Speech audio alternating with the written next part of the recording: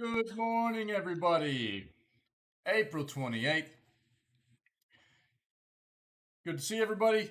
Happy Thursday. Another beautiful day. Another beautiful day. Always on a break. I know. What are you talking about, dude? We're just starting, man. We're just starting. What's up, Wick? Foxy Roxy, what's up? What's up? Gamer, what's up? Hey, everybody. Good morning. Good to see you. Good to see you. Hey, guys. Another beautiful day. Got that Java. Good to see everybody. Day 3 of Loop Hero. Yeah, the game's awesome. I'm enjoying it. It's real chill. We'll be starting up some Rogue play today. We got a new character to play through. And I don't know. I guess we'll probably just play all the way through tomorrow with Loop Hero. We'll probably turn over into something different on Monday. Maybe even some Subnautica. I don't know. We'll see. We might keep going with the card game theme through next week as well. We'll see how it goes. We'll see how it goes. It's good to see everybody. Thank you for being here. And let's go ahead and do what we do and hop into our news. Cool? How is everybody? How's your day going?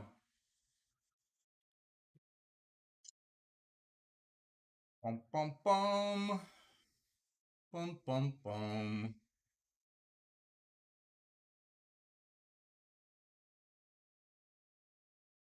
Let's go. Let me get my camera out of the way. You good? Good, Samara. Good, good, good.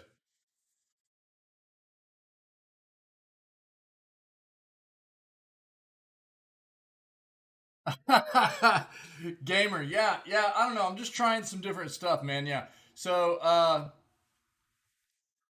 so the countdown timer has been taken away. Yeah, yeah. I can tell you that it will not be anything longer than what the countdown timer was, which was 15 minutes, right? Um, it won't be ever anything longer than that. What I'm doing, I'm always trying to about to go feed the horses. Cool, cool, awesome, man, awesome.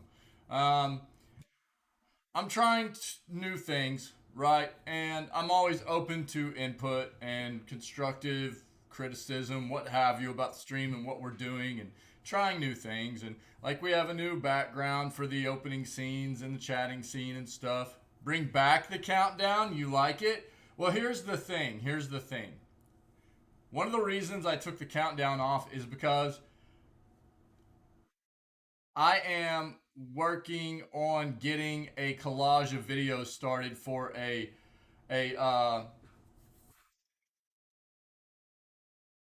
basically like a startup video for the channel that won't require us to have a countdown timer anymore. You know what I mean? Um, so rather than there being a timer, it'll be just more like a collage of like clips that have been put together that should be fun and funny to watch for everybody to just kind of chill out and I can start the stream with and finish up some of the stuff that I'm trying to get ready for the channel and everything and everybody that's kind of gathering in for the stream and the news segment and the gaming and everything can watch and chill with while I am still preparing everything for the stream and stuff. You know what I mean?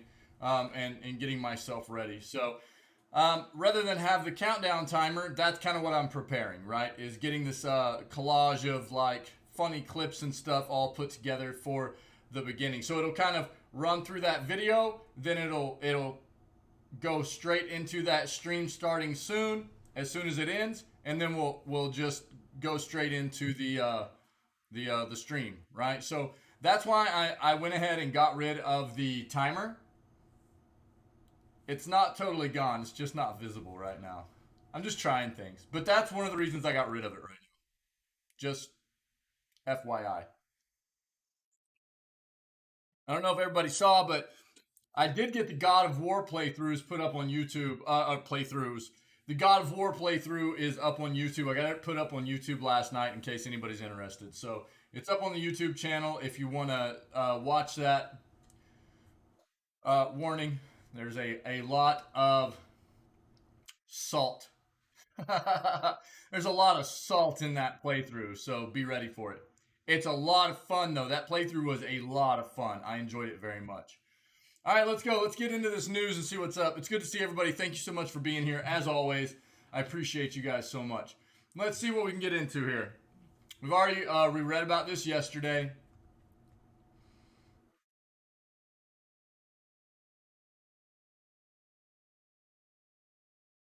Okay, this is Wick's favorite company, Meta. One of my least favorite companies, but we're gonna read into this. New high-end VR headset coming this year, but it's not for gamers. Okay, so we'll see what that's about.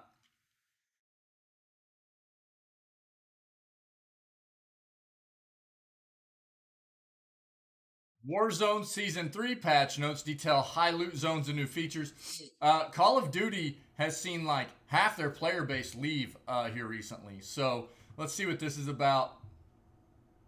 We read about that yesterday. We love Kirby.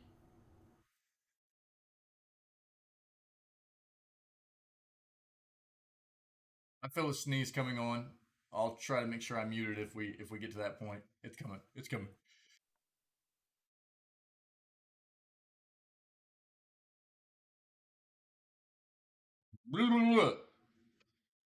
Excuse me.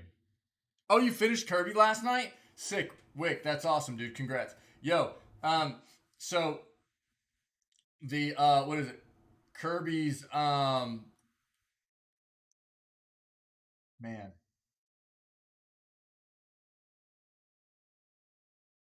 Kirby's All Star Allies or whatever, the one right before that got released right before the latest one, the one that you just finished. My son. Oh, are you serious? Was it that tilting, dude? Wow. Okay. Okay. Right on. My son just came up to me about a week ago and was holding the Switch up, and he was super excited, and it had 100% clear for the game. What is it? Yeah, 100% clear for the game on it. My son did for the Kirby game, and so I took a picture. I'm gonna put it on Discord. Yeah, pretty neat. He was really really excited, really excited. But that's awesome, dude. The last boss was pretty tilting, huh? Pretty rough. Dark Souls. They put a Dark Souls boss in Kirby. Is that what happened? I'm actually kind of glad to hear that. I'm glad to hear that the boss wasn't just like a total pushover. That's kind of nice. Even though that game is made to be a little bit more chill, like the final boss having a bit of some difficulty to it is nice to hear. Yeah. Poppy Playtime Mob Game Studio 71 developing horror film based on video game. Let's go, dude. I love horror films. Um, Ubisoft just keeps axing support for their online games. They're cleaning shop right now. I think Ubisoft is going to get purchased very quick. They're going to get absorbed. They now have canceled support for 91 of their games. Yeah. Oh, for real? Well, hey, dude, I'm glad you stuck to it and you actually beat it. That's awesome. That's awesome. Good for you, dude. That's great. Sorry I wasn't there. Sorry I wasn't there. I'll actually. I don't want to spoil myself on it. I don't want to spoil myself, but I do want to see. Were you getting pretty tilted? Were you getting pretty tilted, dude?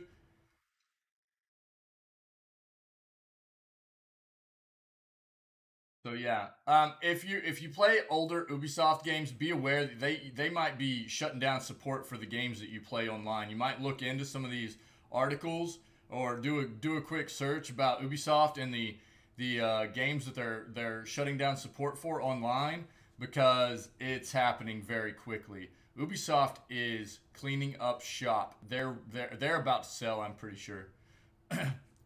Bethesda, we've already hit on this as well, but I'll keep. As of May 11th, Bethesda.net will be no longer. Okay, their platform for their games and your account and everything will be gone, erased.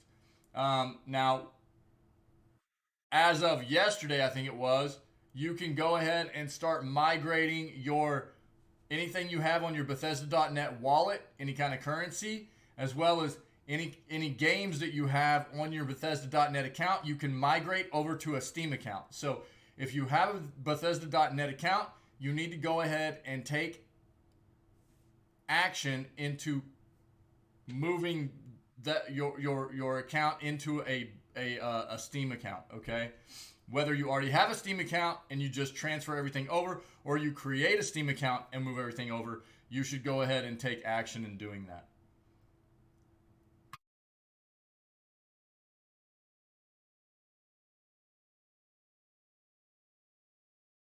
Finally, PlayStation is taking retro gaming seriously. Let's take a look.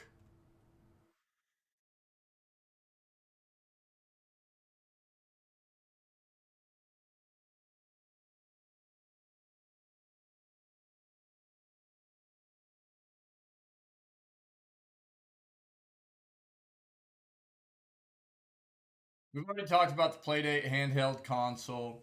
It looks like a cool little gadget, a cool little handheld console, but it's fairly expensive in my opinion. Um,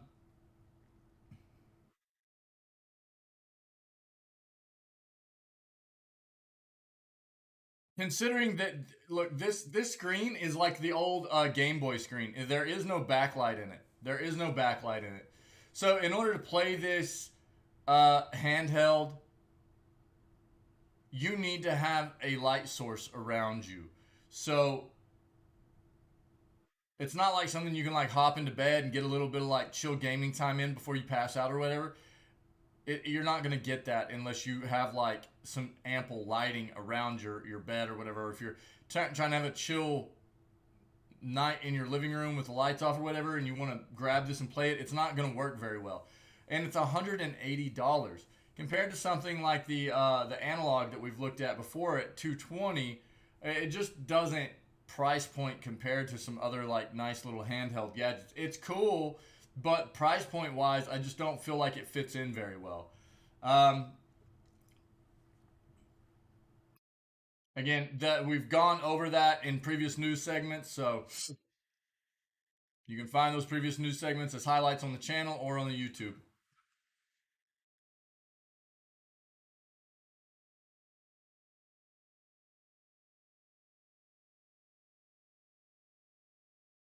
Twitch is reportedly looking at ways to make itself worse. Uh, we'll see what this is talking about.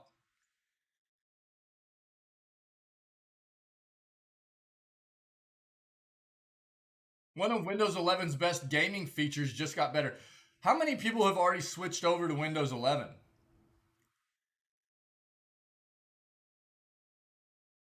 I can tell you right now, I probably will not switch over to Windows 11 until they are ready to quit supporting 10.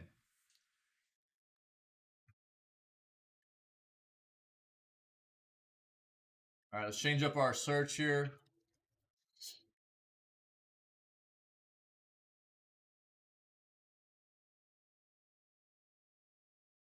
Hurdle for video games features Zelda, Mario, and more. Let's see what this is. Never switching. You're just going to be rocking it for. You're still on Windows XP, aren't you, Wick? Pretty sure, right? Windows XP.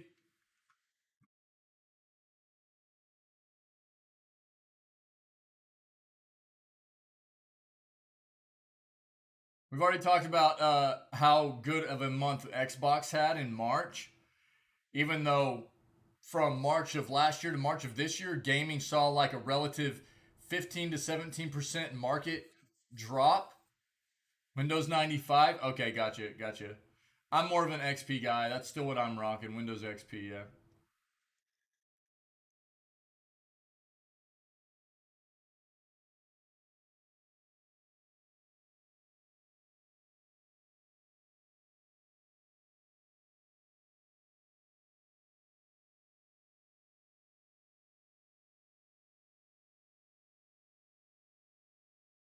Remedy Entertainment's building is gaming's best. Yo, Mamzel, what's up?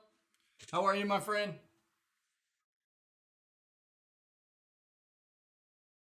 Yo, Lost Ark weekly reset was today, by the way.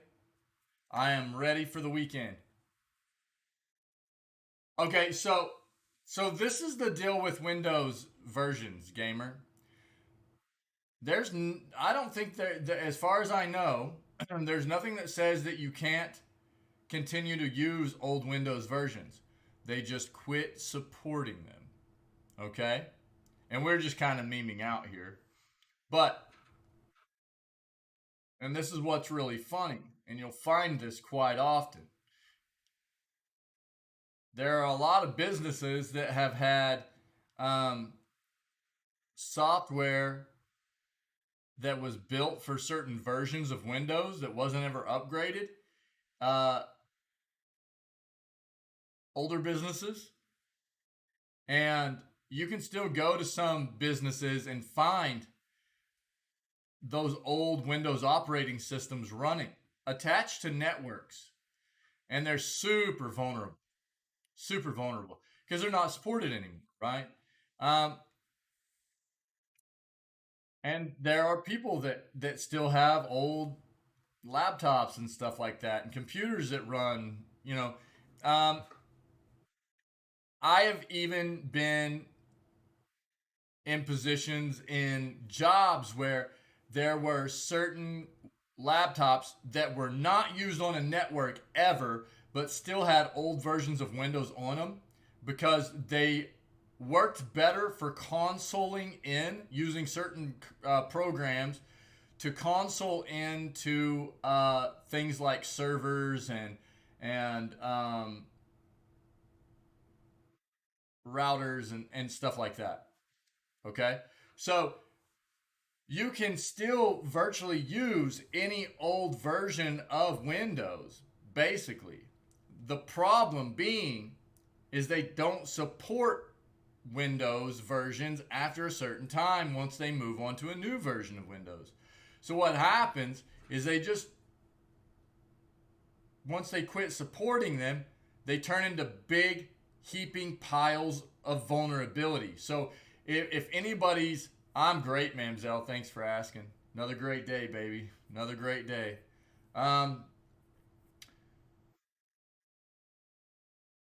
So if you have a PC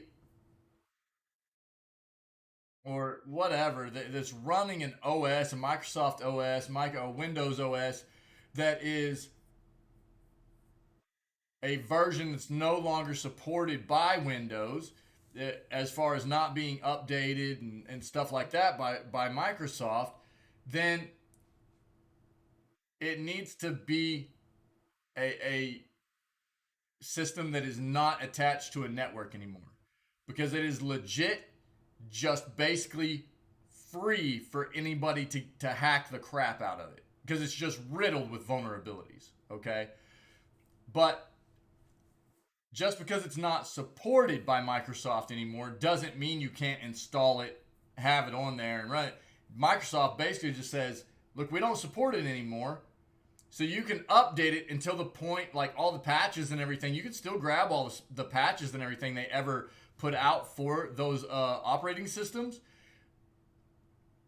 up until they quit supporting it. You just don't get anything past that point. And it's just very, very, very, very risky running those operating systems if they're put on the attached to a device that's attached to the internet. You know what I mean? So that's basically what it is. An Elden Ring player has managed to enter the game's hidden Coliseum. Cool. That's actually neat. I'm gonna look at that. I was wondering if there was any way to get in there. Apparently somebody figured it out.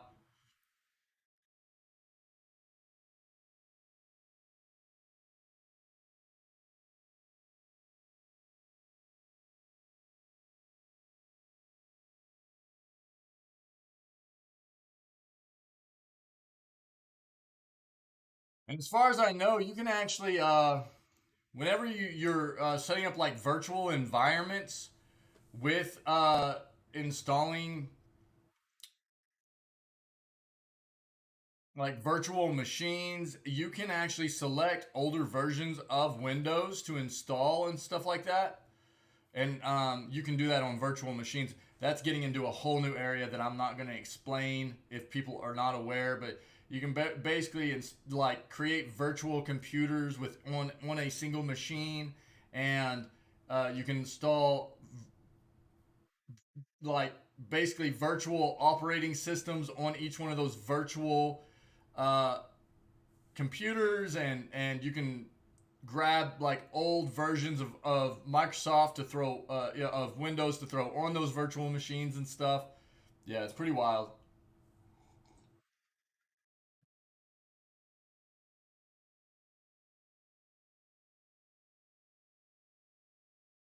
Well, again, some of the so there are most of it comes down to the fact that a lot of people just don't understand the risks. Okay, um, a large population of people in the world are not super IT savvy, right? So they just don't understand. And especially in the past, it was always, you know, you need to buy a new Microsoft version. You need, and not everybody was willing to pay for that. It's different nowadays where it's like, yo, we're upgrading Windows. You're going to get a free upgrade, stuff like that. But it wasn't always like that, right? So, um, and then there's also the situation that I've talked about where quite often in the past it would be a situation where specific programs would be built on an enterprise level for businesses, right? Where their entire business would be run on software built for a specific version of Windows, yeah, that was current at the time. But as time passes on, um, that version of Windows becomes no longer supported, obsolete as it were, and a new version of Windows comes out that is now supported, right? Well, the business is like, well, everything's running fine, and they don't want to have to pay to get their software upgraded to run on a new version of Windows and have new versions of Windows pay to have new versions of Windows put on all of their so I mean that's kind of there are all kinds of different reasons, right? And so yeah, I mean it happens I think a lot more often than people think it does. And I think a good portion of it is just because and I'm going to use the word ignorance, right? And I'm not calling people stupid. It's just legit being uneducated about the way much of the technological world works and how actually having unsupported software can be a huge vulnerability to you as a user, right? It's just ignorance on the part of a large number of people and how bad that can be for you on the side of being the user of that device. I'm not calling people stupid. It's just being uninformed, uneducated, just ignorant of the fact that that's bad, right? But it happens a lot. It happens a lot. Yeah. There are all kinds of different situations which it comes, but I think a large portion is just being ignorant of the fact that it's bad, you know? Because a lot of people just see it as, hey, my computer still works well. This version of Windows is fine to me. So why do I care if they're not supporting it anymore and they're making a new version? They don't understand what the problem is, right? They just don't. Wick, we got to figure out prom, dude. We read about that yesterday. The coalition to change. This was all political stuff over in Australia, if I remember correctly, and um, politics.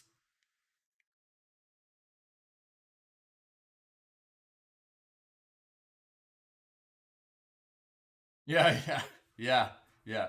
The hidden gems of released video games in 2022. Let's see what they've got so far for us.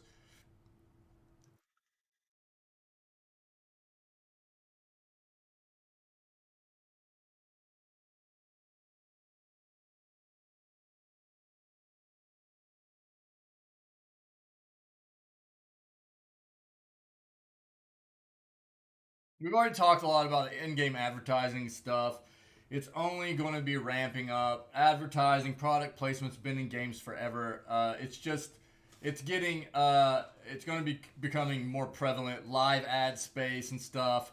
Microsoft announced it, then Sony's like kind of following right along their path as well. So it's going to be everywhere. Sonic 2's been smashing the box office. I want to see it. I'll probably watch it with the kids at some point. All right, last page here, and then we'll hit all these articles. Myth Force looks really cool. I want to play this. We read about this yesterday. I had already been introduced to Myth Force by our buddy Casual Gaming, uh, and Wick. We had talked about this. Um, it looks really cool. It looks really cool.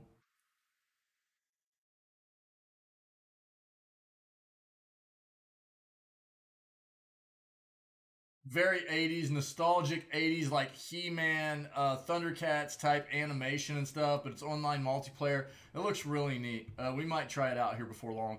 And if anybody's interested in playing with me, let me know because multiplayer, I'm all about playing stuff with the community. So we'll see if we can figure out some time to play with the community.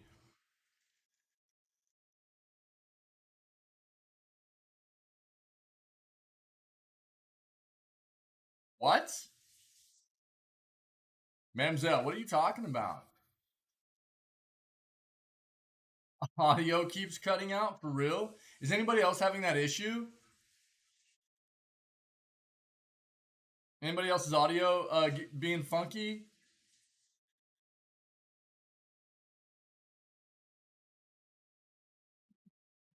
She said Twitch is choosing violence this morning. I was like, what? You don't think? Okay, wait. Thanks, dude. It's just a Mamzelle issue. All right. Sorry, Mamzelle. Wait, what? You weren't listening? U.S. video game sales drop. That's what we talked about already. Is like 15% from last year to this year, across the board. Software, hardware, all that stuff. On my side, okay.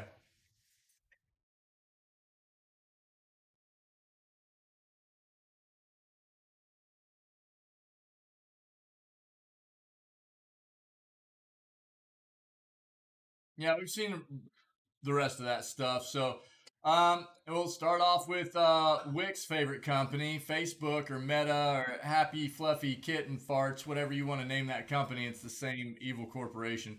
Meta's new high-end VR headset is coming this year, but it's not for gamers. Uh, Zuckerberg says the headset will replace your laptop or work PC only if it's really comfy. Mark. Okay. Uh, Meta Fluffy Kitten Farts has confirmed it's working on a new higher end VR headset than the popular Quest 2, which will release later this year. However, before you get too excited, Zuckerberg has said the new device, codenamed Project Cambria, is more focused on work use cases. Zuckerberg confirmed the new headset during Meta's earnings call, which he reiterated in a Facebook post. On the hardware side, MetaQuest 2 continues to be the leading virtual reality headset. Later this year, we'll release a higher end headset codenamed Project Cambria, which will be more focused on work use cases and eventually replacing your laptop or work setup. Premium device will have improved ergonomics and full color pass through mixed reality to seamlessly blend virtual reality with the physical world. Also building an in eye tracking and face tracking so that your avatar can make eye contact and facial expressions, which dramatically improves your sense of presence. It's also a good example of how we're developing hardware in addition to the social platforms. Zuckerberg continues.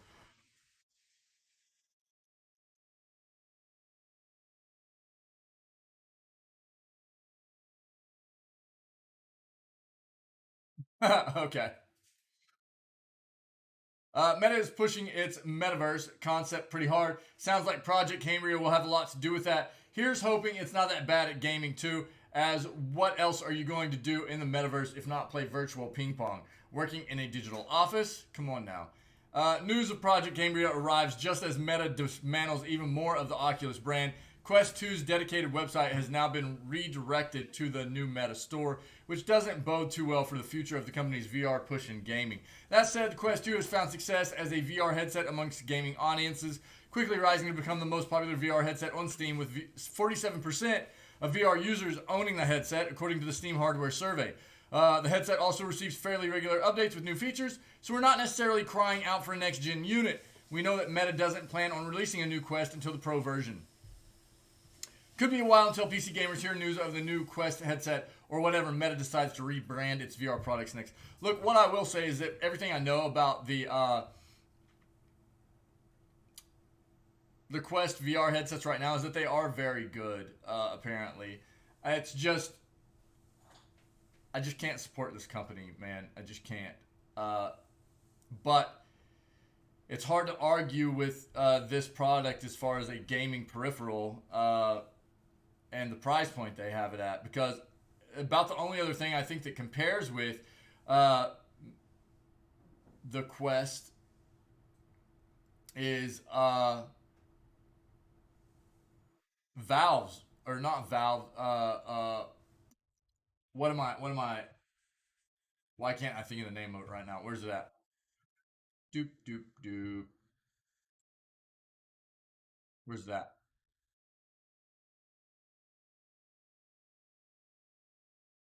It's in here. It's in here.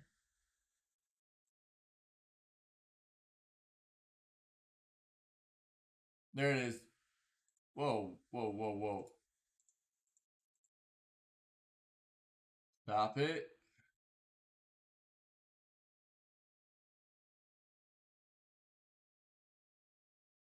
Is that it? That's not what I was thinking about, was it? Valve Index VR? That's not it, dude.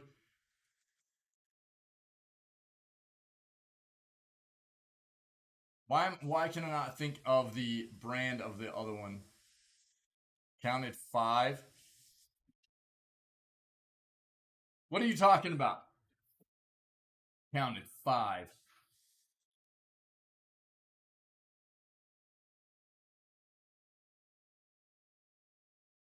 Hold on.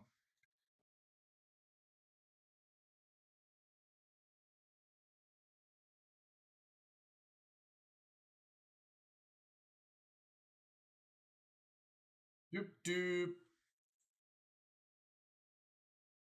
I was thinking about the Vive, HTC Vive. So there's the HTC Vive, the Valve Index, and then there's the Quest. But basically, for either the Valve Index or the Vive, you're paying like 1,400 bucks, right?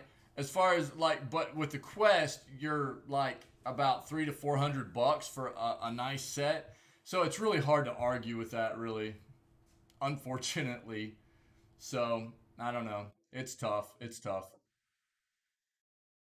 All right, Warzone season 3. Counted to five. Counted to five. What? Sheep?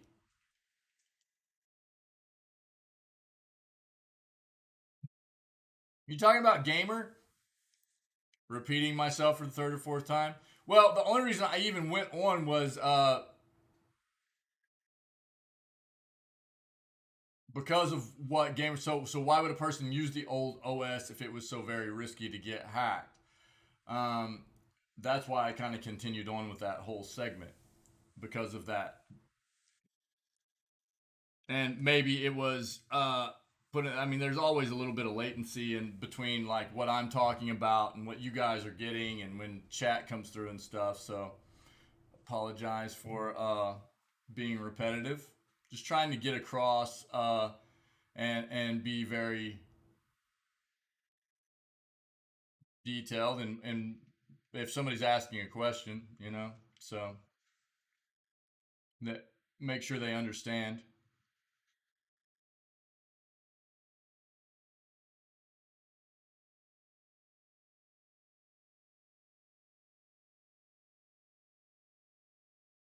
Warzone Season 3 brings new sabotage contracts, lootable perks, extra weapons, and much more.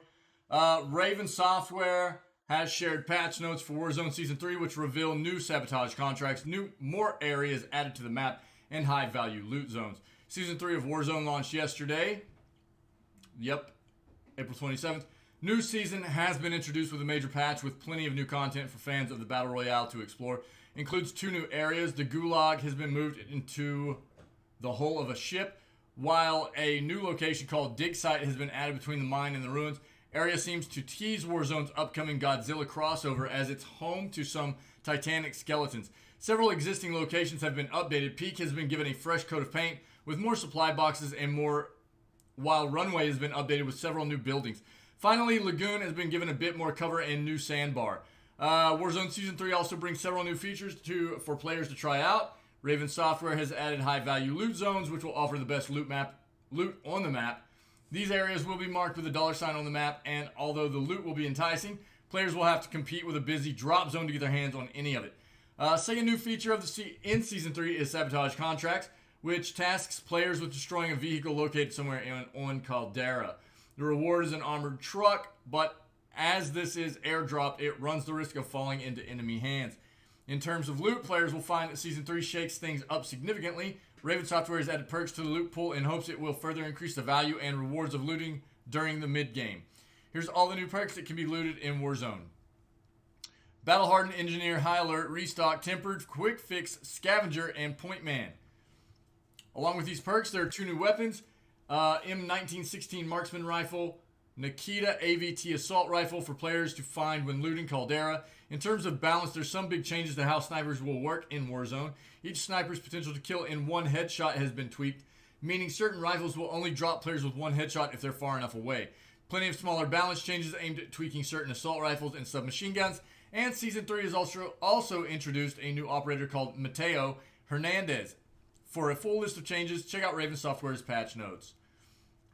Okay. Shush.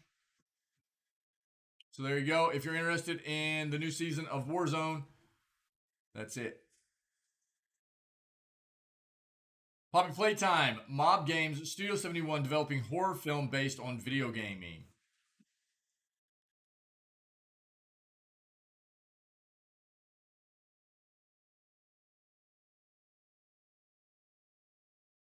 Mob Games is partnering with Studio 71 to develop and produce a film based on its popular video game Poppy Playtime. One the company's hope will be the first in a horror franchise.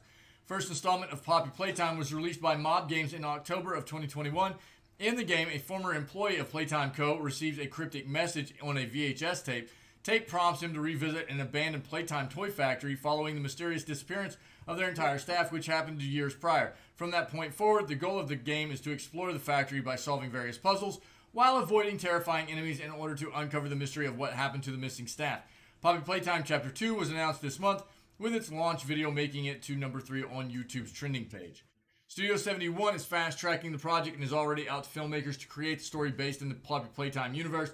Mob Games and Studio 71 are also in early talks to bring aboard prolific producer Roy Lee. The Lego Movie and It feature film deal is an expansion of the relationship between Studio 71 and Mob Games, who for the past 6 years have collaborated on 4 YouTube channels, which count 10.2 million subscribers. Never could have imagined that this game would become as popular as it is with such an enormous and ever-growing legion of fans, said Mob Games president and CEO Zach Bellinger. We are so excited to deliver the next chapter of our game, and beyond excited to work with Studio 71 to transform Poppy into a feature film. It's going to be a great ride. We are thrilled to be partnered with such an incredible team in Mob Games and their breakout game, Poppy Playtime, added Studio 71's president of scripted content, Michael Schreiber. Their vision for this game is a vivid tapestry that allows the space for feature films that don't tread on the narrative's gameplay.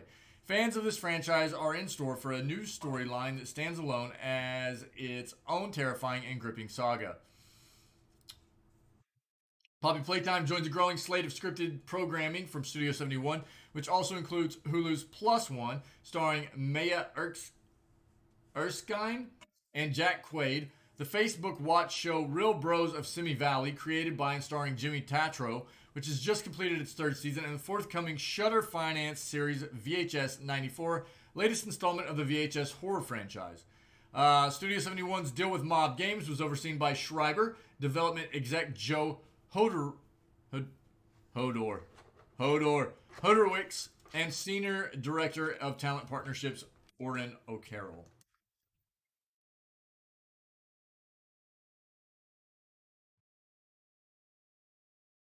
All right. Cool. I love horror movies, man. I hope it's good.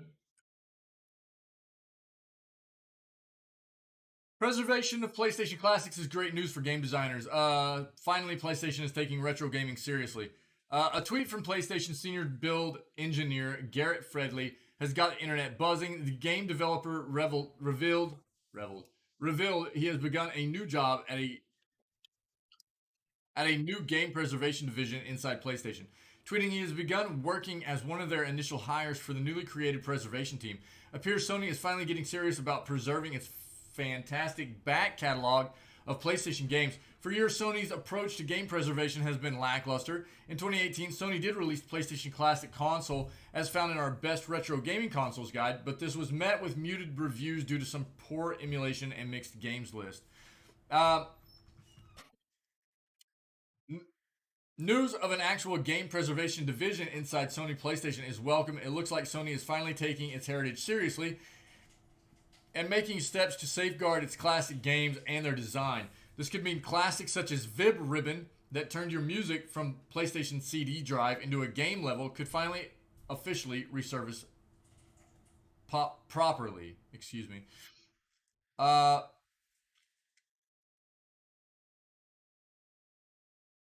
Signs are that Sony is finally getting serious about its classic games and delivering proper emulation to owners of PS4 and PS5 and even PC gamers via the new PS Plus service. Most expensive premium option will enable gamers to play classic PS3, PS2, PS1, and PSP games.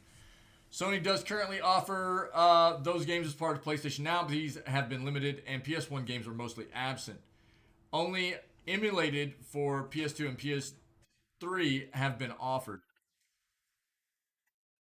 If nothing else, now Sony has discovered the value of retro gaming, as its PS Plus premium offer is priced at $18 US per month, $50 US for 3 months, or $120 US for the year.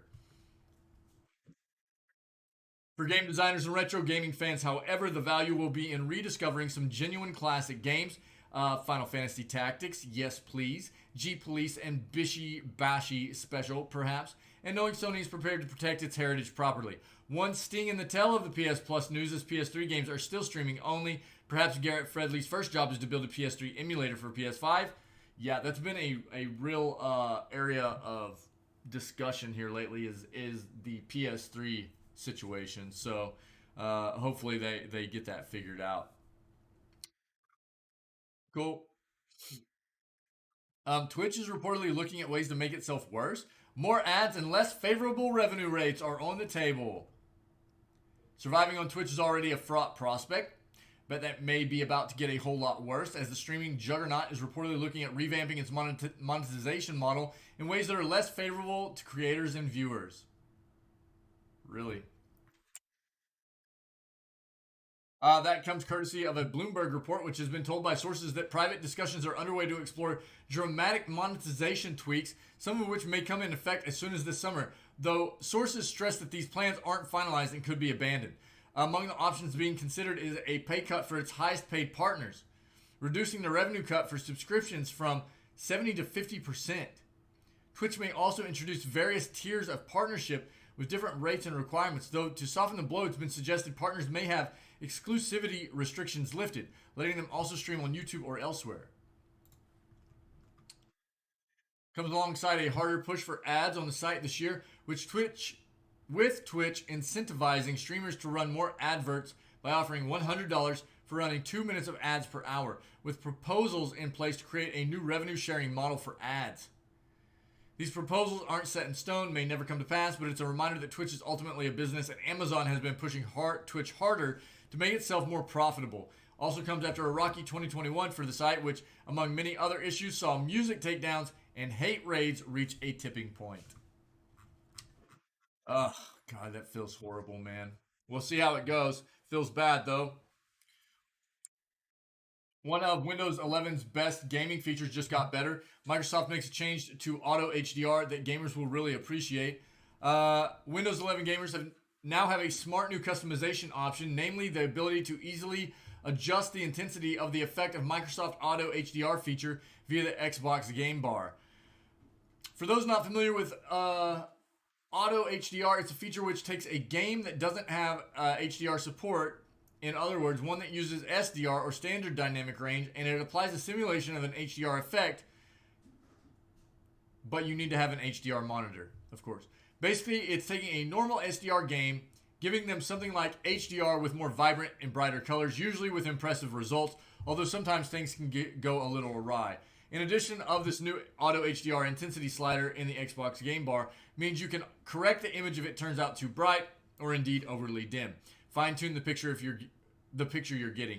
A further useful change in this department is that Xbox Game Bar now has a toggle to turn on Auto HDR or turn it off, which you'll find in the bar's setting menu in the Game Features tab. Both of these features are now out and available to those Windows 11 gamers who grab the latest version of Xbox Game Bar from the Microsoft Store.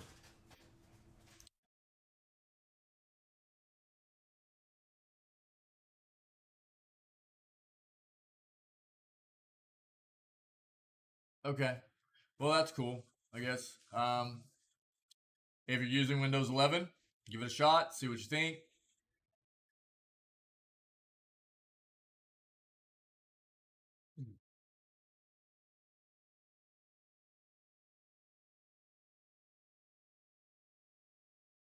Why Remedy Entertainment's world building is the best in the gaming industry. World building can be a tricky affair, but few developers have the technique and the willingness to get weird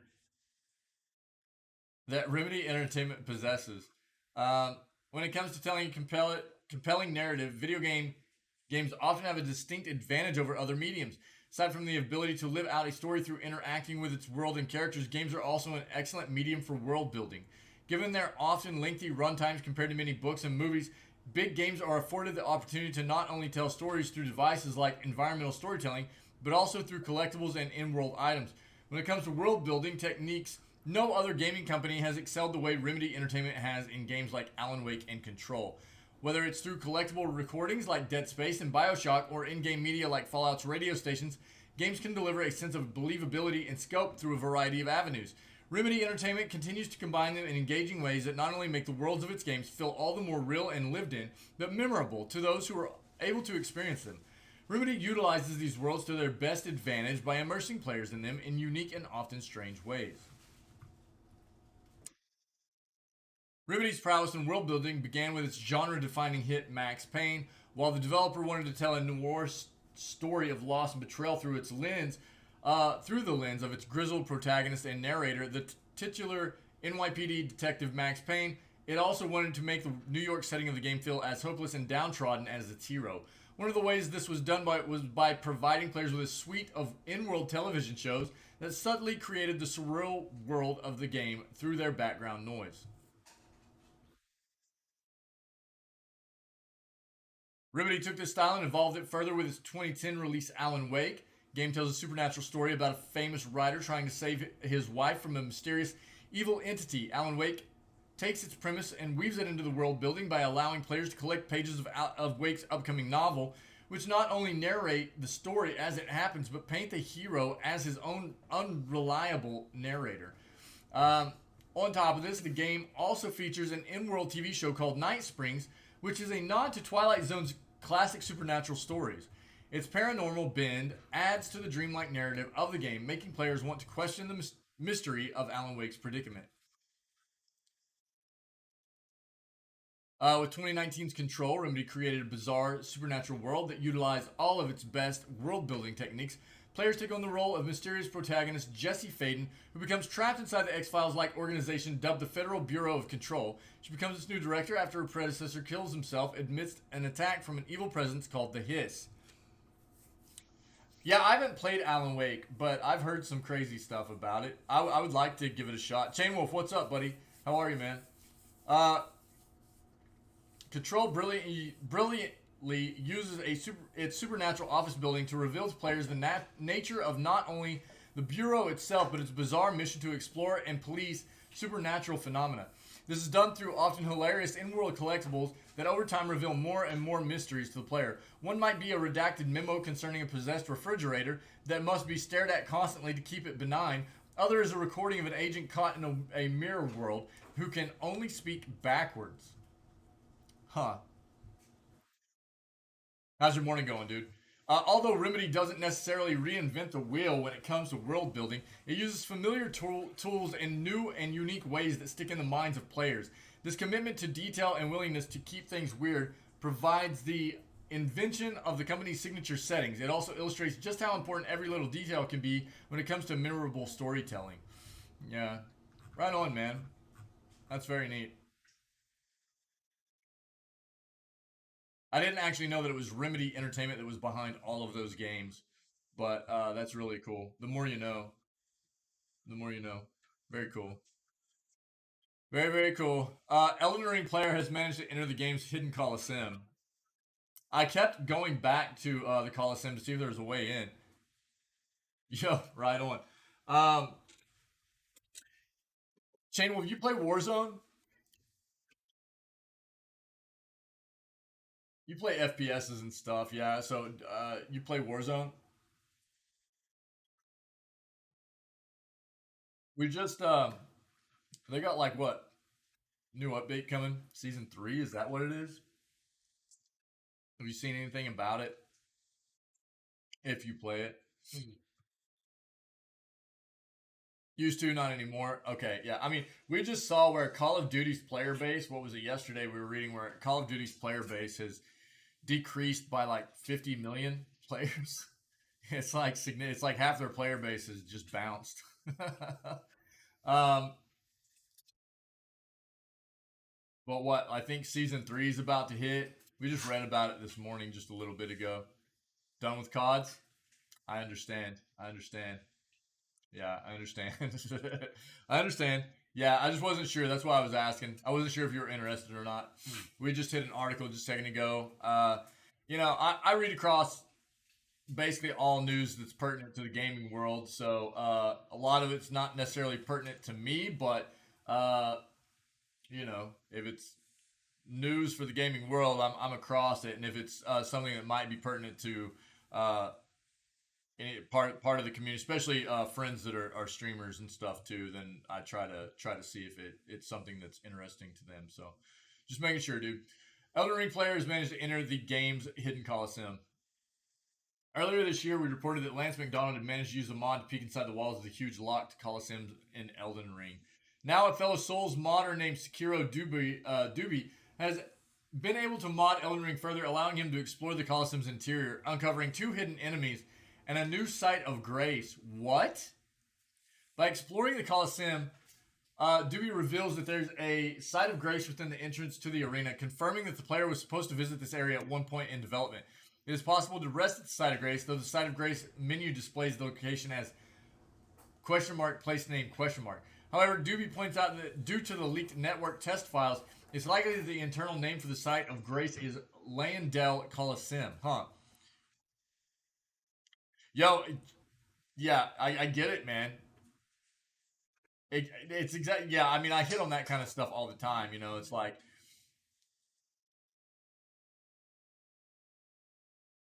it's always funny to me because these devs all the time want to try to blame other things or other games on the reason why their player base isn't there, and I always go back to that. It's like, well, you're constantly releasing games in a trash state, super bugged. You don't release new content to keep your player base interested. It's like, what do you expect, right? And it's like again, it's these major devs that they they they get to this point where they get so big and all they care about is money. They don't have a focus on their community of gamers, the people that at one time loved their games, and it's just they forget what gaming is about to us, right? And how to uh, keep us interested as part as consumers of their products, right? They've lost it, man. So many of these companies are just absolute trash, and um, that's where I've actually seen like most of the large ones have just lost it, man. They've just lost it. I've actually been kind of pleased to see where a lot of some of the stuff that Microsoft, even though they're large, they're still money focused and everything.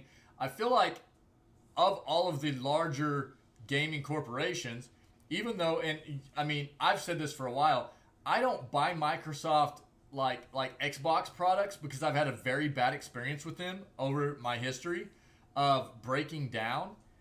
But as far as Xbox, that company goes, everything that I hear and see from them is that even as large as they are, they haven't lost they haven't totally lost sight of what gaming is about, and at least there's that to be said for them. Uh, Habib Allah, I not,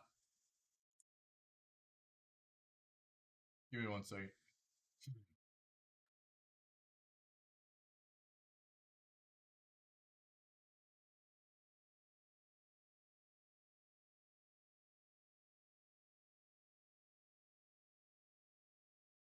Not sure. Not sure there.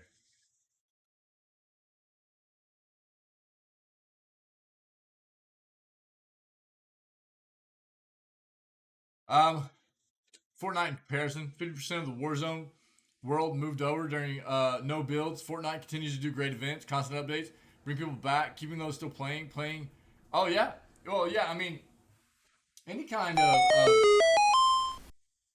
yo, hey, thanks for the follow, buddy. I appreciate it. Thanks so much, man. Sorry, I can't see what the what the first time chat message is there, but thanks so much for the follow, man. I appreciate it. Thank you. Um,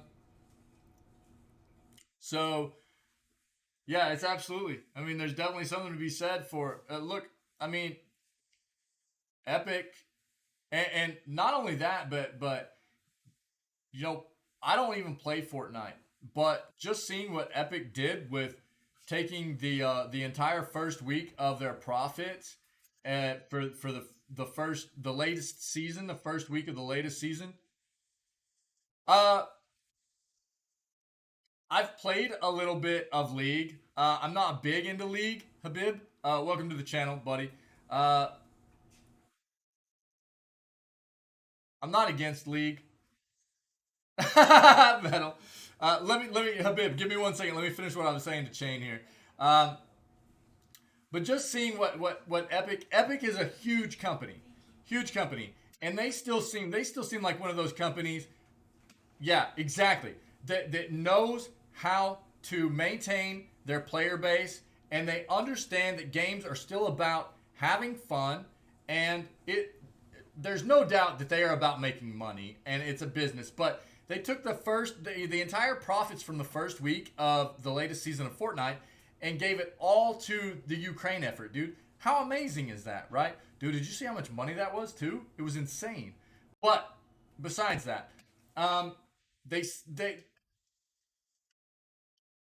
you know what I mean? They seem like they're doing a good job. You can't argue with the fact that they're making a quality product, and I've said that before. Fortnite's not my jam, dude. I don't dig that game, but you can't argue with the fact that they've made, just as a lover of the gaming industry. And Habib, give me one second, man. I'll get to your question next. Metric, ton of money. Yeah, dude. Yeah. you can't. I hit on this the other day with somebody else. You can't argue with the fact that they've created a very popular game in the gaming community with Fortnite. They've they've created a basically genre, kind of rific game in the battle royale world. Um, Even if it's not something that you personally enjoy, you have to respect what they've done with it and what it is for that genre, right? And I absolutely can, just because I love video games. I love the industry. And even though I don't play it, it's not my jam. It's fine. I respect it for what it is. And I respect Epic for what they do. They definitely know how to keep a player base. And that's what a lot of these big industries just don't know how to do, man. They just can't. And they're dying for it. Yeah, they're dying for it. Um, every season on Maximum Battle Pass, introduce new mechanics, guns, events. Yeah, yeah. Yeah, Habib. Yeah, yeah. Yeah, Epic is large. We actually just hit on the news the other day. Thank you, babe. We just hit on the news the other day. They just broke ground on a brand new site over in North Carolina. It's just down the road from their other site, right? But it's like 92 acres. It was like an old a mall. They're like demolishing. But this is another thing. Like even the concrete of the old mall, they're like recycling all that. Even though it's going to take them longer to build up the place and everything, they try to do things that's sustainable for the environment and stuff like that. You know what I mean? And that's the kind of stuff that's the little things like that I hear about Epic that I go, they seem okay. They seem okay, dude. You know. Um, so again, I don't play Fortnite, but everything I know about Fortnite and everything I know about Epic, I respect that company and I respect that game. So I just, as a lover of the industry and a lover of games, how can you not? How can you not? I don't know. I know a lot of people are like, oh, another platform to have games on, and that's why they like kind of hated on Epic in the first, like the Epic's game store and stuff. But it's like I promote it all the time because it's like, dude, you get on there every single week and get 2 free games. How can you not? How can you not love that? You know, is yeah.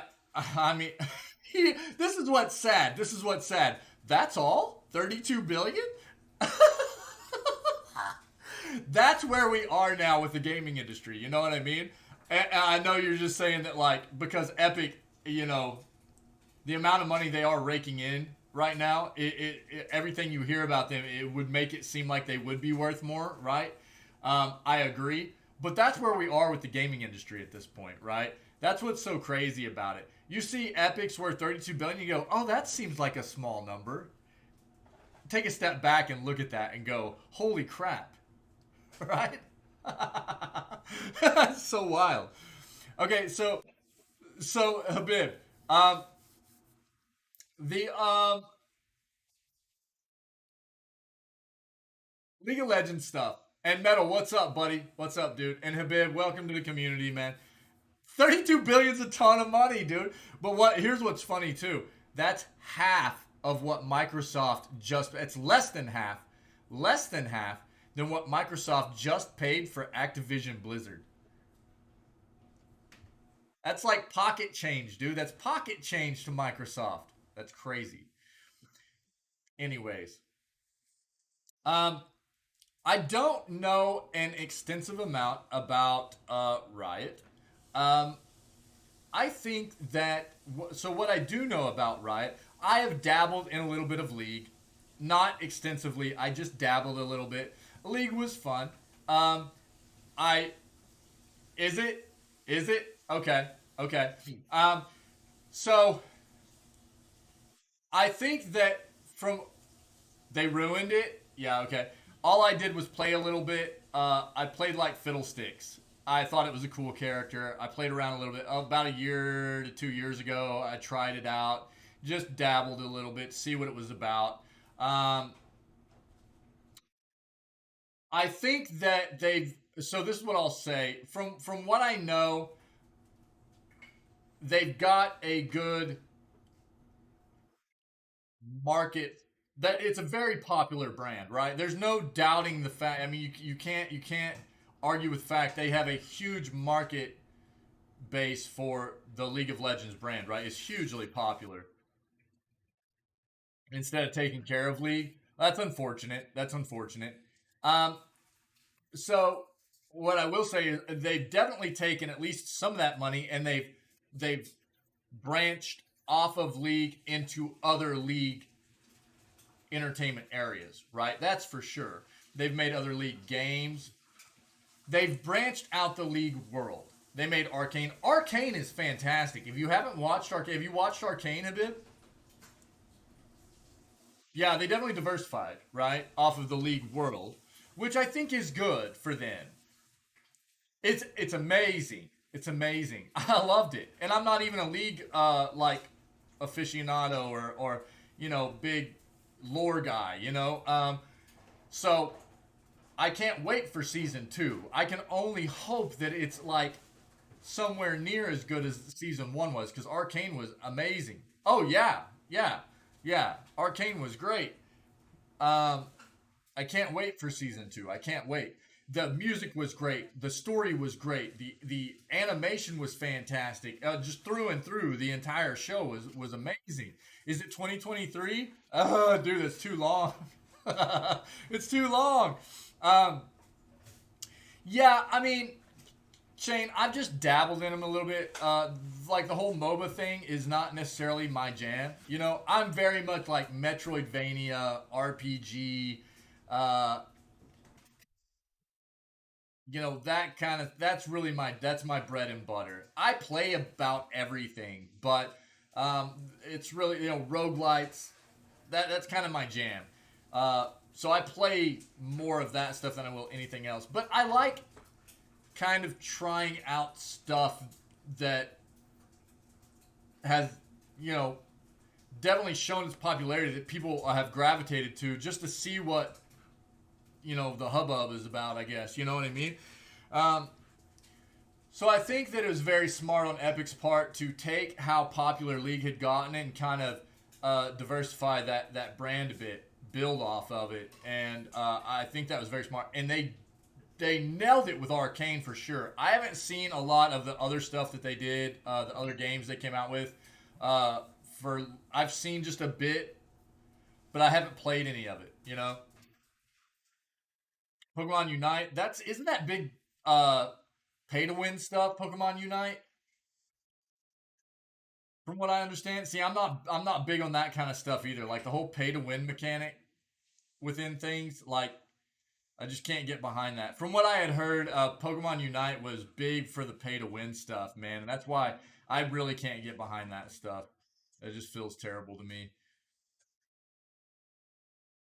But Habib, how long have you been into the League of Legends stuff? At first, at least. Okay, yeah, and that's just I just can't get behind that, man. I can't. I understand like if a game's gonna be free to play, okay, I understand the free to play and need having like a microtransaction shop or whatever for maybe some different skins or I mean what have some quality of life items or something, but skewing it real hard on like pay to win that just feels real terrible to me. It always has. Everybody has their own opinion about microtransaction shops and that's like I mean we've been playing Lost Ark. I've got probably almost 400 hours in Lost Ark at this point. I haven't spent a single penny on the game, and um, at this point there's a little bit of pay to win. You can do a little bit of pay to win in Lost Ark, but for the most part, Lost Ark just feels like a really nice free to play game where you can pay for some skins and some mounts and some quality of life stuff, And if I put 400 hours in a game and I haven't spent anything, I'm okay with it having a shop where I can go throw them $20 after 400 hours and be like, I'm having fun. Here's $20. Right. Exactly. And see, that's what I'm talking about. You got a free to play game, and then you get people that can just go buy their way into easier wins. That feels bad. That's not what I'm about. Yeah. Yeah, and that's what I had heard as well, Shane, because I looked into it. Yeah, I looked into it. Just because I try to stay up to date on what's going on in the world of gaming and stuff. And that just feels bad. Yeah. Habib, how long have you been in the league stuff? And when did it start feeling like it really started falling off, man? I mean, there's still a ton of people that play that game, right? What's the new there's a new MOBA, but it's more like a or third person MOBA coming out on Steam. Hold on. What was that? What was that? Can anybody remember? Wish list. Sort by date added.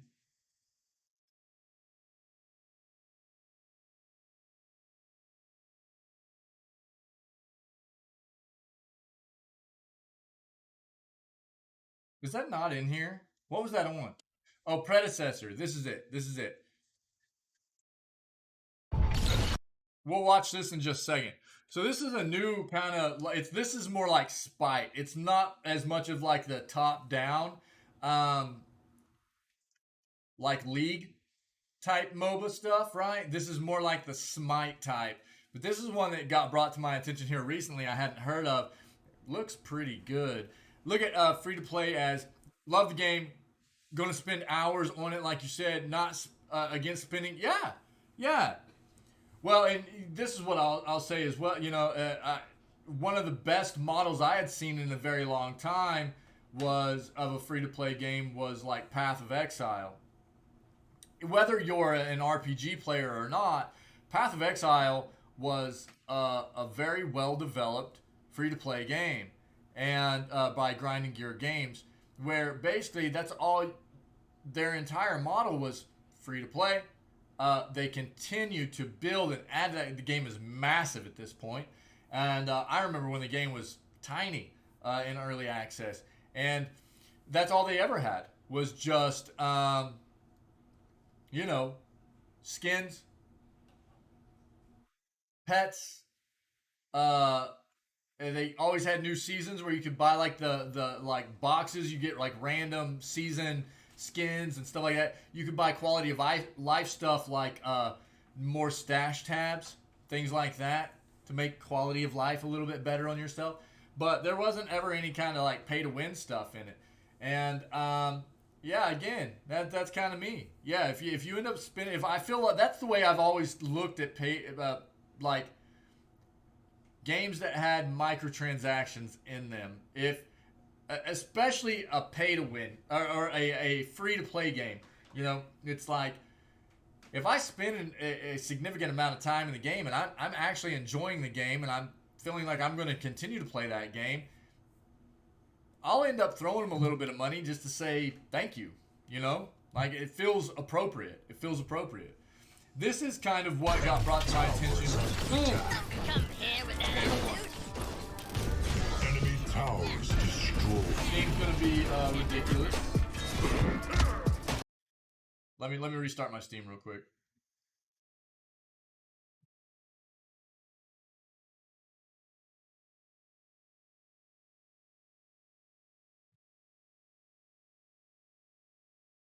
And then we'll look at this. It looks pretty cool. Again, MOBAs aren't really my thing, but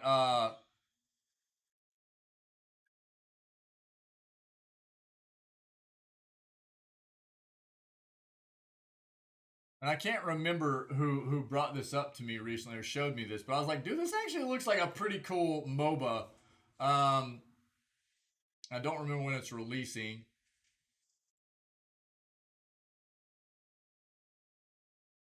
All right, we got it back up. I'll change my scene over just a second. There we go.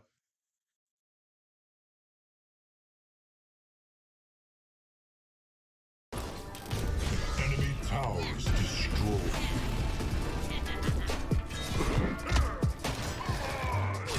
Happy judgment.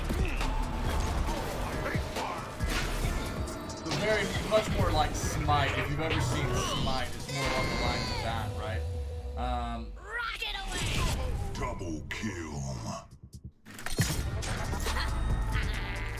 Yeah. So we got a stress test coming up end of July, beginning of August. Hey, shut your Hey, pie Pinky, hole, what's buddy. up, buddy? Yo, you too, Chain. I'll try to get. I feel so bad, man. There's so many of you guys that always stream at night, and I'm always like caught up with other stuff, man. I hardly ever make it to you guys' streams, but I'll shout you out real quick. Hey, I hope work goes very well, buddy. Thanks for stopping by as always. We'll see you soon, man. We'll see you soon. You guys, if you're not familiar with Chain Wolf, go check out Chain Wolf's channel. Throw a follow if you don't mind. Show some of that outsider love, please. Chain Wolf, have a great day, buddy. Thanks for being here, man. We'll see you soon.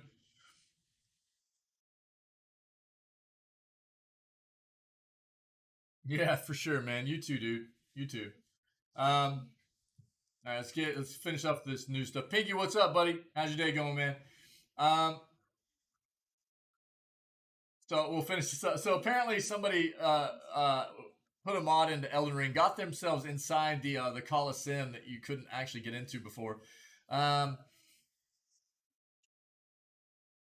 there's a site of grace in there, a couple of enemies, unfinished enemies known as Gladiator Large and Old Lion of the Arena. Doobie's the person that got themselves into the Coliseum. Points out, plays into the lore of the location based on other items in the game. Said the Coliseum was a place where warriors tested themselves against beasts. Yeah. It's currently unclear whether or not players will ever get to visit the arena as part of the official DLC. So far, it's the most complete area found by data miners that's completely inaccessible via normal means. Lore around the game would suggest that in order to visit the Coliseum in its prime, players would have time to time travel, something that may not necessarily be out of the question for potential future DLC. Wild. Okay. Yeah, Day's been nothing interesting. I guess that not necessarily the worst thing in the world. Better than bad interesting. So I kept wondering if I could get into these Coliseums through my Elden Ring playthrough, and I never was able to figure it out. Apparently, it's just something you can't do unless you get it like mod your way in there.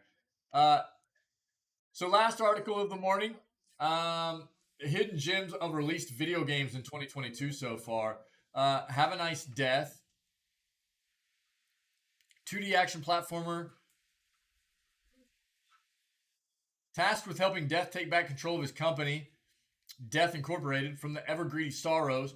Art style exudes the feeling of a dark cartoon that you would watch on Sunday morning, makes the game stand out from other colorful games. Fans of platformers, this is definitely worth checking out. Even if you aren't a fan of platformers, you will find the story delectable, with comedy breaks hidden in the dialogue. Ran out of frozen strawberries? I'm sorry, dude. Brutal.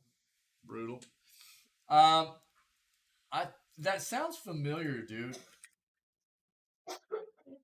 Have a Nice Death. Pretty sure we've seen this.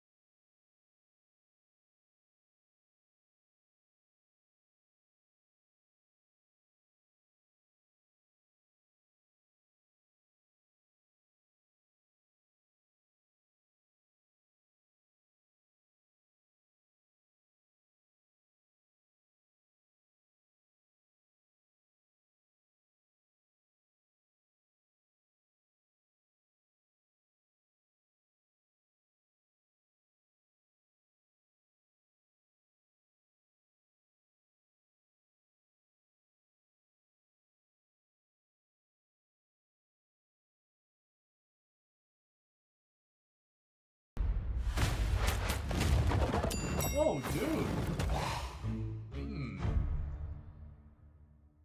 Okay. Yeah, roguelike. Okay. Nice. And it's early access right now. Oh yeah. That looks cool, man. All right. Very cool. Nobody Saves the World. We know what that is. Same creator of Guacamelee, right? Longvinter? Game is a mix of the Animal Crossing franchise and a shooting game. Maybe thinking that the combination of the two game types is a weird mix, but it actually works. Players are placed in a server with multiple different users tasked with obtaining supplies in order to build his base and survive. Longvinter. Hey, yeah, I know that one. Oh, hey, thanks for, we'll bring up the news real quick for the Lost Ark update, by the way, before we finish the news segment. Thanks for that, Pinky. Is essentially a Rust and DayZ reskin with cute Animal Crossing graphics. I think I know this one as well, but we'll bring it up.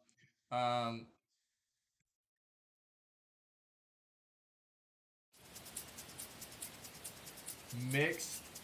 All reviews mixed.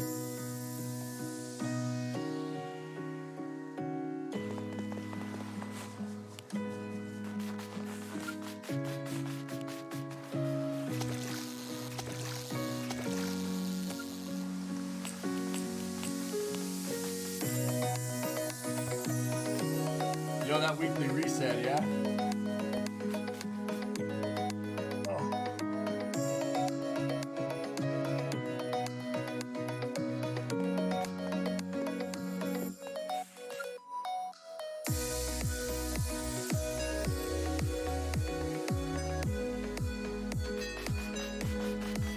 Yeah, dude. I was actually just finishing up some YouTube stuff last night when you threw that in Discord. I was getting all that God of War playthrough set up for YouTube. I saw you throw that in there, and I was like, oh crap. I'm so glad I didn't use it. You know what I mean?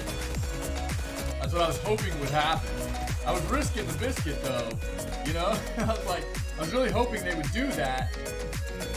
I had faith because Smilegate seems like the kind of company that would realize they made a mistake, especially if so much of the community was kind of up in an uproar about it, you know? And I was hopeful that they would do something like that, but not hearing anything from them by that point, I felt like I was risking it, man. But I'm glad I didn't use it. Okay, Longvinter, cool. Lost Ark for sure. We love Lost Ark, yeah. Stacklands. Card-based strategy game where players are given certain cards in order to curate a successful village. Yo, rando mode time. Let's go. No Doji. Need Squid 2. We love Dojis, though. That's Wix, dude. What are you doing? It's a card-based strategy game where players are given certain cards in order to curate a successful village. Players will be given cards like Berry Bush, where they place their villager card on top in order to gain food. Dude, what's you guys are wild, dude. Combat is instilled in the game, which presents new challenges for players. Stacklands is part of the Sock Pop collective, where they release a new game each month for a low cost. So for those looking for a relaxing game with hints of strategy and combat, Stacklands is the game to play. Let's see this.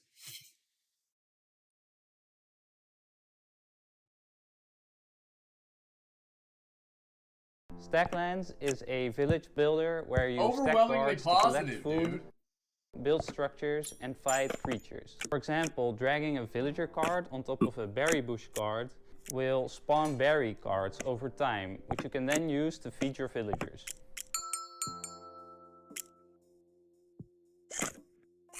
You can also sell the cards to get coins, which you can then use to buy card packs.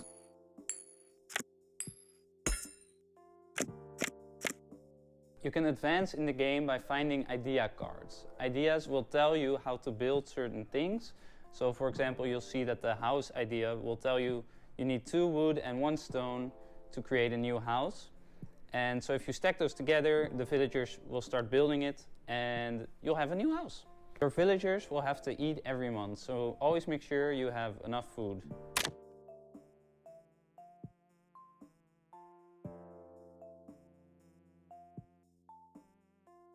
Huh. It's different.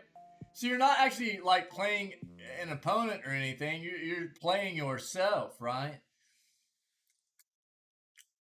Wild. We'll have to try that out. Now, I mean, since we're doing like card games and stuff, we'll see. Overwhelmingly positive.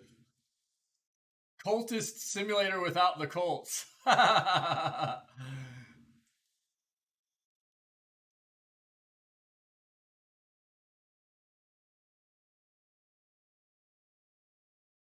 Stacklands makes you stack cards. 10 out of 10 would stack again.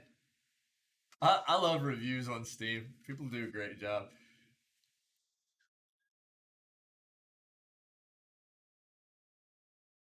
Okay, that's neat.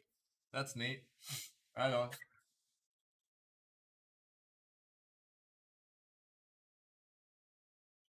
Let's bring up the here. Let me bring this up real quick since so basically Pinky doesn't ever sleep, yeah.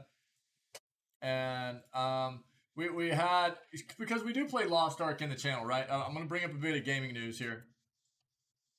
There was a, can we actually, yeah, there we go.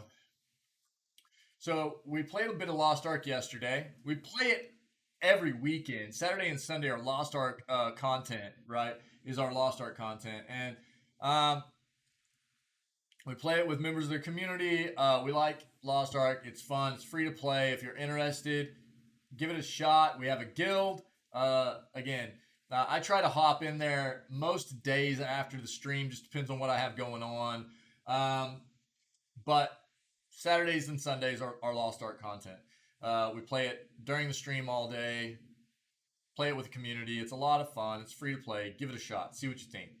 Now, there's an issue with some expiration dates on certain things that were given to us here recently if you had completed certain content. And it was really, really confusing. And the community was kind of in an uproar about it. It looked like there was going to be some stuff that was going to expire today that wasn't supposed to expire until, like, being a rare support player and squeeze myself in Argo's 3-stage party. All right, dude, good luck.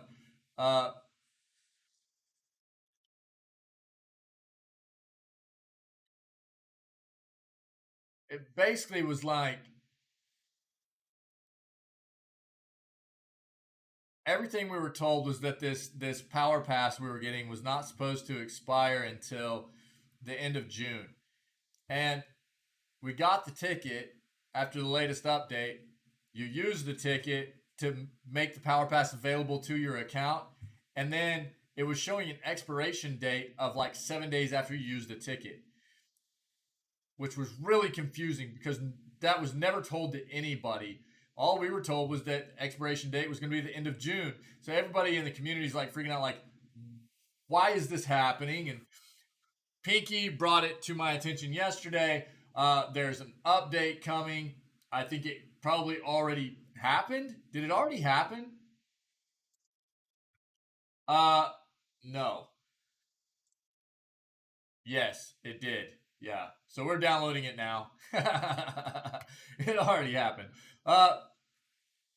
The updates are going like, so this is the basically what they're doing to change some of the stuff that had come out previously. All Lost Ark servers and regions will be coming down on April 28th at 12 a.m. PT, 7 a.m. UTC, 9 a.m. CEST for our weekly. Yeah, servers are up already. Okay, cool. Thanks. For our weekly maintenance and update, downtime is estimated to last up to 5 hours. Patch will include the following changes. Express mission event. This is something that is utilized to help get some of like characters boosted item levels really quick, as long as they're level 50. Added a feature that allows player to change their express mission event character if the T1 and T2, this is stands for Tier 1 and Tier 2, honing benefits from the event have not been previously used. Players can only change their designated express mission event character one time. Please note that if a player deletes their mission event character, they will not be able to designate a new one. Updated the event so that only level 50 characters with an item level below 1100 can be designated as Express Mission Event characters. Updated the engravings available in the engraving selection chest provided by the Express Mission Event. All engravings will now be available, and any claimed and unused selection chest will be updated retroactively to include the full selection of engravings. Updated the end date shown in the event menu to reflect the event end date of July 28th. Players will still need to choose a character for Express Mission Event participation before the selection period ends on June 30th, but will be able to complete quests with their character until July 28th. Additional details and specifications about the changes made to improve the Express Mission Event can be found here. Update to the Express Mission Event link. I'm just going to throw this in chat in case anybody wants this article. It's in chat if you want to access it yourself, in case you need to read some of these additional links or whatever. Guardian Raid Event. Extended the casual Guardian Raid Event to run until May 19th in order to support player progression ahead of the May content update. This is an event that's been going on for roughly, 3 or 4 weeks now. They're extending it a little bit. That's it. Adjusted the reward expiration dates for items obtained through the Guardian Raid Event to reflect the new end date of May 19th. Updated the reward available from the Guardian Raid Event. Gem chests have been removed in order to combat excess bot farming. Following items have been added to the weekly reward pool: Legendary Rare Card Pack, Regulus Light Currency Chest, Uncommon Class Engraving Chest, Uncommon Combat Engraving Chest, Rare Class Engraving Chest, Rare Combat Engraving Chest, Epic Class Engraving Chest, and Epic Combat Engraving Chest. All of those are 10s except for the Legendary Card Pack of 3 and Regulus Light Currency Chest of 1. Additional fixes. Replaced gold rewards from various early world and stronghold quests with a variety of new rewards to prevent farming by bots. Okay, yeah. I would have had I been able to spend more time in it this week. So, yeah. I'm just trying to get people to spend a little more time PvPing, but it's not working. So that's fine. That's fine, Pinky. Yeah. Thanks, man. Thanks. Updated Zeron's dialogue during the Temporary Alliance quest in South Vern. Fixed an issue that caused debug text to be shown while placing an object in the stronghold. Updated the expiration date on claimed Fate and Power Pass to reflect the correct date of June 30th. Please note that all Fate and Power Passes will expire on June 30th, regardless of when they were claimed. This was the issue. So when the initial patch update came out, all it said was that Fate and Power Passes will expire on June 30th. You got a ticket if you had already completed the quest. You used the ticket expecting it to expire on June 30th. Well, after you used the ticket, it literally told you have 7 days until this expires. And it was like, what are you talking about? Everything that we were told was that it would expire on June 30th, right? So everybody was kind of in an uproar about it. We were not given any kind of other explanation as to what was going on. Nobody knew. People started using them because they were afraid it was going to expire. I just held on to mine, even though it said it was going to expire today, hoping this would happen, and they did. So, good on Smilegate. They probably should have come out with some details before this to say, hey, we're working on this issue. Please don't use your Power Pass if you don't want to yet. We're going to fix the expiration date, da-da-da-da-da. Now they probably have a bunch of people hitting up their support going, I used it because I thought it was going to expire, and now it's not going to expire. And, so they're probably dealing with a lot of that stuff now. But this was the big issue, and they fixed it. As an additional note, as players may notice the end dates on certain events, such as the Casual Guardian Raid event, we would like to share that we are currently targeting the 3rd week of May for our next content update. 3rd week of May. That is when you can expect the new character, the new subclass, for the warrior to come out, which will be the Destroyer. However, the build is still in progress and being developed, and we are continuing to monitor player feedback and progression from the April content update. This means that the date is not yet locked in, and could shift or change. We will let players know what to expect as development progresses throughout the month of May. See you in Arcasia soon.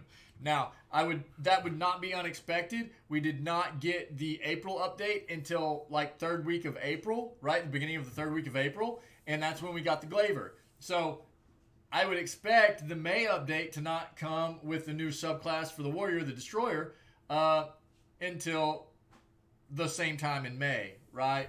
So that's what I would expect. So that's all of the, and shout out to Pinky again for shooting this to our Lost Ark Discord channel and tagging me last night, so I was aware. Thanks, buddy. And that's everything that kind of came out from Smilegate and Lost Ark about what was happening today in this patch to kind of fix some stuff and make things clear. Yo, Psych! Hey, man, I told you. So here's what's happened. Here's what happened, Psych. And that's the news. Psych, this is what happened, dude. This is what happened.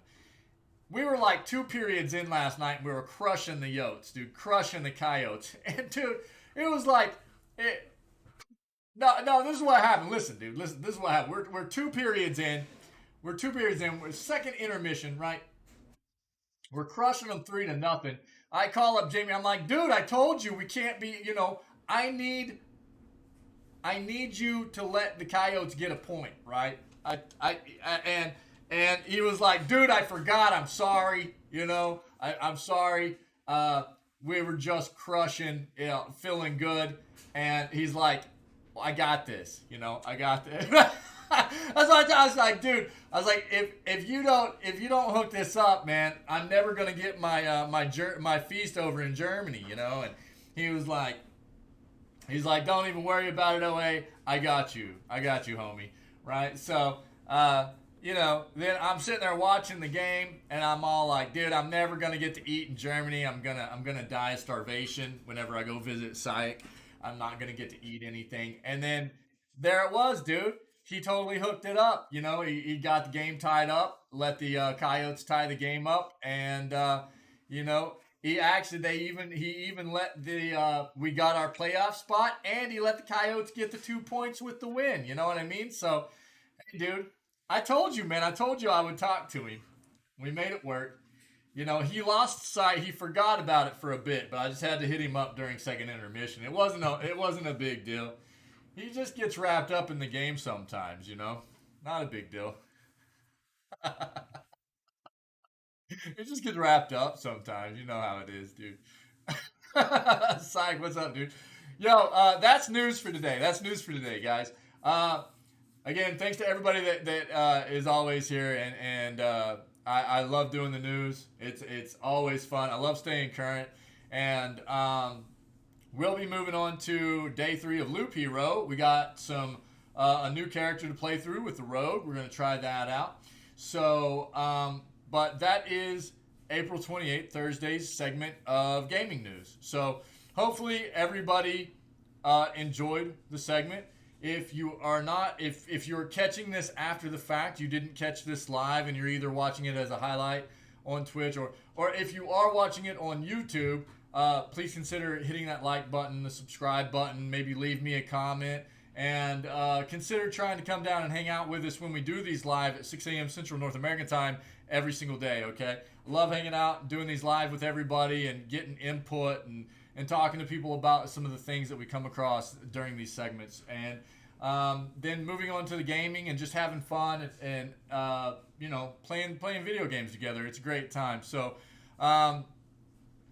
if you're not moving forward with us to the Loop Hero gaming segment, or if you are not catching this live, then stay healthy, stay safe, be kind to one another, and we will catch you next time.